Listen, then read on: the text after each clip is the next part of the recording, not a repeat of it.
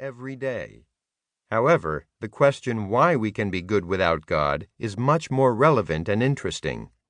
And the question of how we can be good without God is absolutely crucial. Those are the questions in this book, the essential questions asked and answered by humanism. I invite you to explore these questions and humanism's answers with me.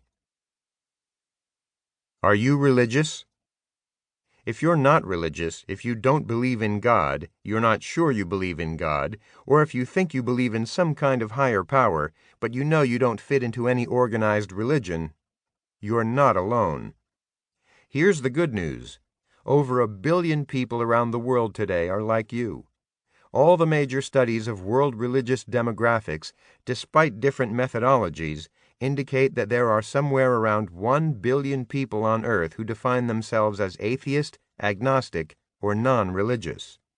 Even if we exclude the approximately half of non-religious people who say they believe in some form of spirit, though I think it makes sense to include many of them, there are still more than 500 million people in the world who live without belief in God.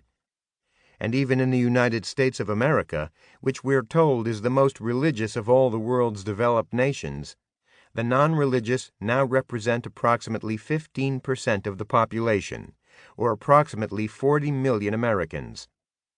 Non-religious is the fastest-growing religious preference in the United States, and the only one to have increased its percentage of the population in every one of the 50 states over the past generation.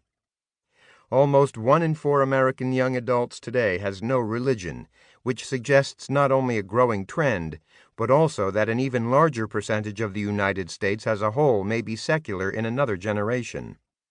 Granted, when pollsters ask Americans to identify themselves as atheists or agnostics, only a few million answer affirmatively. But those terms are attached to a stigma. When poll questions ask in a more roundabout way, such as, "Do you believe in God?"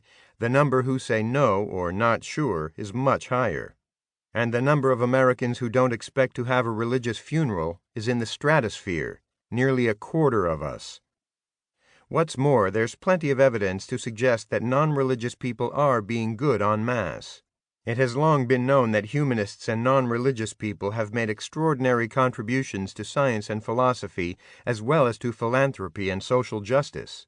But sociologists have recently begun to pay more attention to the fact that some of the world's most secular countries, such as those in Scandinavia, are among the least violent, best educated, and most likely to care for the poor. And as scientists are now beginning to document, though religion may have benefits for the brain, so may secularism and humanism.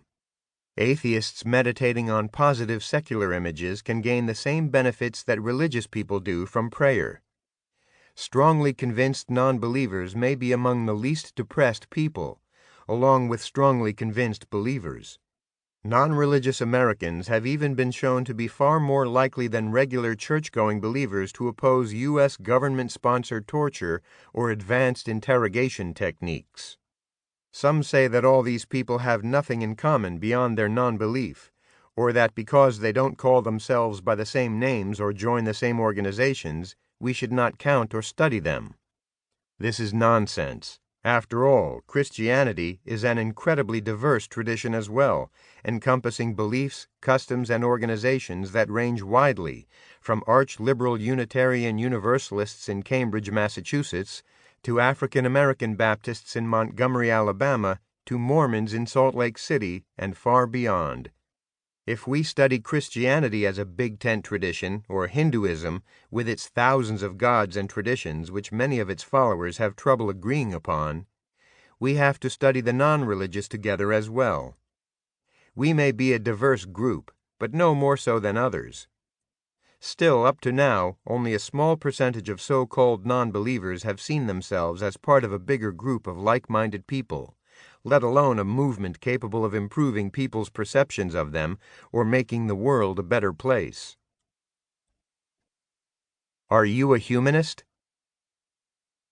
If you identify as an atheist, agnostic, free-thinker, rationalist, skeptic, cynic, secular humanist, naturalist, or deist, as spiritual, apathetic, non-religious, nothing, or any other irreligious descriptive,